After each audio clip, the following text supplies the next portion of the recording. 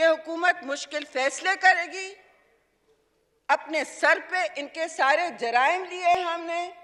याद है जिस तरह मुल्क की इकोनॉमी को क्रैश कर रहे थे, पीआईए को उन्होंने क्रैश किया। उन्होंने गंदम के बहरान को फैलाया, चीनी के बहरान को फैलाया, खुद कार्टेल में हिस्सा रहे। एलएनजी बच्चों का खेल बनाया हुआ था। आज जो आप लोड शेडिंग का सामना कर रहे हैं, ये ऑर्डर्स 6-6 महीने 1-1 साल पहले दिए जाते हैं जी। ये आईएमएफ है, हमसे इस वक्त नाराज है कि आप लोग वो सख्त फैसले नहीं कर रहे हो जिसका वो वादा करके गए। ये हुकूमत मुश्किल फैसले करेगी। अपने सर पे इनके सारे जराइम लिए हमने।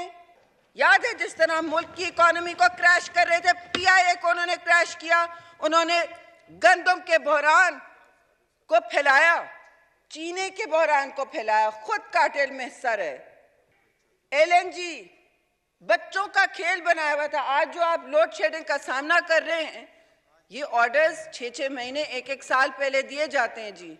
ये आईएमएफ है, हमसे इस वक्त नाराज है कि आप लोग वो सख्त फैसले नहीं कर रहे हो जिसका वो वादा करके गए।